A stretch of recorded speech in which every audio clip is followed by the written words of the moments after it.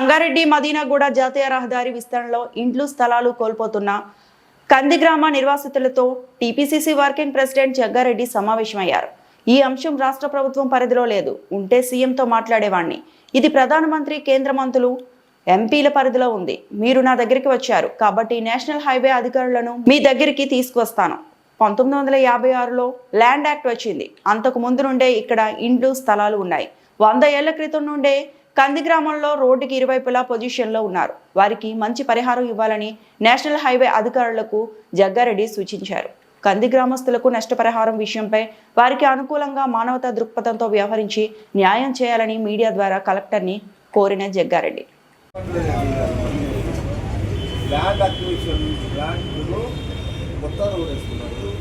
Road అవసరము, road అందరూ ఆహ్వానిస్తున్నారు. అది లేదు సబ్జెక్టుగా వీళ్ళందరూ అడ్డబండికి రాలేదు.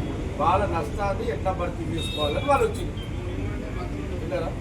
మీరు టోటల్ పేపర్ రూల్ చెప్తే కాదు, నాకు రూల్ చెప్పకండి. నేను నా పాయింట్కి జవాబు చెప్పాలి. నా పాయింట్కి చెప్పాలి. పాయింట్ ఏంటి? 56 తర్వాత వచ్చిన యాక్ట్ 56 కంటే ముందున్న వాళ్ళకు మీరు డబ్బులు చెల్లించాలి. నేను అడిగే ప్రశ్న ఇది ఒకటి. దీని మీద యాజ్ ఏ నేషనల్ హైవే డీగా మీ డిపార్ట్మెంట్ కానీ రెవెన్యూ పరంగా కలెక్టర్ గారు వాళ్ళు రిపోర్ట్ ఇచ్చారు. దీని మీద చెప్పండి. ఇది మాట్లాడి సగం మంది మాట్లాడి గంట ఇళ్ళనే తింటారు. ఆయన పోతే నేను కొద్దిగా కూర్చొని వచ్చే పంచాయతీ కాదు. అధికారిగా కూర్చున్నారు. మీరు ఇట్లా సమస్య పరిష్కరించుకోగలుగుతారు. నా దగ్గరకు వచ్చినాను, నా వల్ల పంట ఇది ఒక్కటేగా. నా దగ్గర ప్రధానమంత్రి పోయే కెపాసిటీ లేదు, మంత్రుల దగ్గర పోయే నాకు అది లేదు, ముఖ్యమంత్రి దగ్గర పోతే ముఖ్యమంత్రి చేతులేది లేదు. ఉన్నదా సార్? నేను ఎక్కడ పోగలుగుతా? ముఖ్యమంత్రి గారి దగ్గర, రేవంత్ రెడ్డి దగ్గర పోగలుగుతా. అదేమో ఈ సీట్ ఏమో ఆయన పరిధిలో లేదు. ఇది ఎవరి పరిధిలో ఉంది? ప్రధానమంత్రి, సెంట్రల్ మినిస్టర్ పరిధిలో. దీనికి ఎవరు వాలి? ఎంపీ పోవాలి. వాస్తవంగా ఎంపీలకు రైట్స్ మొన్న కూడా అందుకే కన్నా. అందుకని కొంత మీరు ఎంపీని కూడా కలవండి, ఆయన కూడా సపోర్ట్ తీసుకోండి. అది కూడా చెప్పిన లోకల్ ఎమ్మెల్యే సపోర్ట్ తీసుకోండి. నేను ఎట్లా అనఫిషియల్గా మీకు చేస్తాను. చేసే పనే ఇది నాతో కెపాసిటీ. ఈ టైంకి మీరు 2 వర్షన్స్ ఉన్నాయి ఇక్కడ. ఒకటి మీరు ఒక 6 మంది, ఒక మీద ఒకటి, వీళ్ళు మీద ఒకటి, డ్యామేజ్ ఒకటి. కాబట్టి ఇది ఎట్లా ఈ అధికారికి చెప్తారు, ఆయన జవాబు ఏంటి? ఇప్పుడు మన కోట్ల వాదనలు చేసుకుంటూ కూర్చున్నట్టు ఆయన జడ్జి కాదు, మీ పని కూడా ఉంది. అర్థమైంది కదా?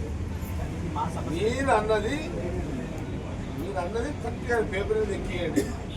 ఎట్లా ఆయన చేస్తారు అంతేకండి. ఇక సొల్యూషన్ మీద మాట్లాడుకోండి. ఇక మళ్ళీ చెప్తున్నా రామంలో